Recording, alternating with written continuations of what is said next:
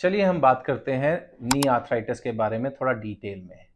हमने डिस्कस किया कि कार्टिलेज डैमेज को हम आर्थराइटिस बोलते हैं और आम तौर पे ये दो प्रकार से होता है। एक एज रिलेटेड जो कि वेयर एंड टेयर के कारण होता है, एंड दूसरा गठिया यानी कि इन्फ्लेमेशन के कारण, इन्फ्लेमेटरी आर्थराइटिस के कारण। मोस्ट कॉमन फॉर्म जो नी आर्थराइटिस का है वो एज रिलेटेड है, जिसे हम ऑस्टियो आर्थराइटिस बोलते हैं। ये होता क्यों है? बेसिकली नी जो है हमारा most fast moving and most used joint है बॉडी का, क्योंकि हम बाइपीडल स्टांस में हैं। मतलब जो हमारे फोर फादर्स थे और एनिमल किंगडम में बाकी जानवर हैं वो चार लिम्स पे वॉक करते हैं, हम दो लिम्ब पे वॉक करते हैं, तो सारी बॉडी का जो वेट है वो नीज पे आता है। तो very natural that knees are prone to more smaller injuries, more wear and tear. जैसे जैसे वेयर एंड टेयर बिल्डअप होता है तो पहले हमारे जो मेनिस्कस हैं, वॉशर्स हैं, वो घिसने शुरू होते हैं।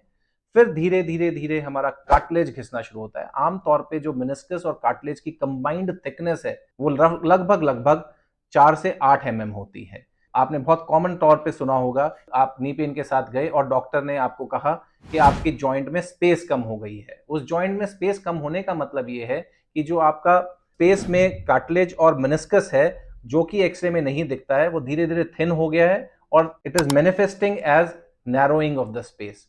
और जब वो स्पेस बिल्कुल खत्म हो जाती है तो बोन बोन से टकराने लगती है, and that is called as end stage arthritis. The next question that comes in mind is कि हमारे बाप दादाओं को भी तो ये प्रॉब्लम थी, वो तो चलते ज्यादा थे, फिर भी उनको घुटनों में उतना दर्द नहीं होता था। तो आज ये क्यों होने लगा है और इतना कॉमन क्यों है, और साथ ही साथ क्यों ये और यंगर एज ग्रुप में होने लगा है? सो ये ऑब्जर्वेशन हमारे जितने भी पेशेंट्स हैं या जितने भी हमारे सुनने वाले हैं उनकी बिल्कुल ठीक है।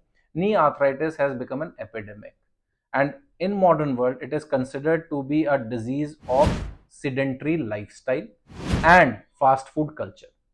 होता क्या है कि कोई भी जोड़ जो है वो घिसता तब कम है जब उस पे अप्रोप्रिएट वेट डले, उसके आसपास की जो मसल्स हैं वो स्ट्रेंथन्ड रहें ताकि वो जॉइंट को खींच के रखें और आपस में घिसे कम, और जो हमारा खान पान है वो हमारी नेचुरल जो ल्यूब्रिकेशन है उसको मेंटेन करे।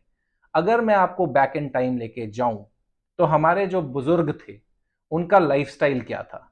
One, they used to walk a lot on the whole day. उस वॉकिंग से उनकी जो थाई की मसल्स थी वो स्ट्रेंथन होती थी। थाई की मसल जब स्ट्रेंथन होती थी तो वो जॉइंट के ऊपर से लोड ले लेती थी। ओबेसिटी यानी कि मोटापा आज से 50 साल पहले लगभग लगभग ना के बराबर था, और आज की डेट में almost 30 to 40% of our population is overweight and some of them are morbidly obese. मतलब उतना ज्यादा वजन कि उनको सेकेंडरी प्रॉब्लम्स होनी शुरू हुई हैं। तो जितना ज्यादा वजन आपके जॉइंट्स पे पड़ेगा उतना ज्यादा लोड उनको लेना पड़ेगा, और मैकेनिकली स्पीकिंग बड़ा सिंपल है ये सोचना कि उनके घिसने के चांसेस भी ज्यादा हो जाएंगे। अपार्ट फ्रॉम दैट, आज बड़े बूढ़े तो छोड़िए, बच्चे भी हमारे घर पे ही बैठ के अपना एंटरटेनमेंट करते हैं। तो उनकी जो एक्टिविटी लेवल है जिसके कारण मसल्स बिल्ड होती हैं, बोन्स बिल्ड होती हैं, वो सब धीरे धीरे धीरे धीरे कम होता जा रहा है। और हम स्लेव्स हो गए हैं टेक्नोलॉजी के और बैठने के, और उस कारण से जो जॉइंट हेल्थ है that has decrease to extent कि अब आर्थराइटिस 30 ईयर्स 40 ईयर्स में भी होने लगी है। इसके अलावा जो खान पान है, पहले हम नेचुरल फूड्स लेते थे, लेस प्रोसेस्ड फूड लेते थे। जितने भी ये नेचुरल फूड्स हैं, लेस प्रोसेस्ड फूड्स हैं, समथिंग लाइक कि आप नट्स खा रहे हैं, फ्रूट्स खा रहे हैं, बॉइल्ड वेजिटेबल्स खा रहे हैं, घर में बना हुआ खाना खा रहे हैं, these are anti inflammatory foods. मतलब खाना खाने के बाद बॉडी उनके अगेंस्ट रिएक्ट नहीं करती है। जितने भी ये पैकेज्ड फूड्स हैं, समथिंग लाइक जो बॉटल बंद रेडी टू ईट फूड्स हैं, या फास्ट फूड्स हैं, या जो आप कह सकते हैं रैपर बंद फास्ट फूड्स हैं, समथिंग लाइक बिस्किट्स, चिप्स, इन सब में इस तरह के प्रिजर्वेटिव्स हैं। The cooking technology is such that जो उनमें इंग्रेडिएंट्स हैं, once they go in the body they cause inflammation in the body. और किसी भी चीज में जब इन्फ्लेमेशन होगी तो उसके घिसने के चांसेस बढ़ जाएंगे, ऑलमोस्ट 2 to 3 times हो जाएंगे। So all these factors combined together have made knee arthritis as an epidemic, and the worrisome part is that this disease जो पहले 70 80 85 साल में लोगों को अफेक्ट करती थी, अब 35 40 45 में भी अफेक्ट करने लगी है। आप अगर अपने बगल में झांक के देखेंगे या अपने घर में झांक के देखेंगे तो आप रियलाइज करेंगे कि knee pain has spared no one. It is there right from early young age group to elderly age group. In fact, आपके घर में जो बुजुर्ग होंगे वो ज्यादा बेटर नीज के साथ घूम रहे होंगे as compare to a younger patient. The question is what to do about it. The first thing is prevention is always better than cure. Knee joint को अगर हमें ठीक रखना है then we have to get up and get moving. half an hour of exercise daily of our knees is going to have a long way and long say in preventing knee arthritis.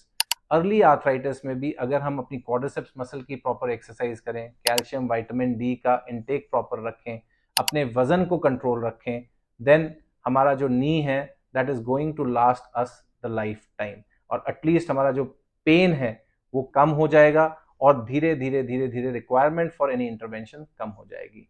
इसके अलावा अगर इन सब चीज़ों के बावजूद भी we have reached a stage where there is a persistent knee pain, तो उसके भी बहुत सारे ट्रीटमेंट्स हैं जिसे हम अगली बार डिस्कस करेंगे.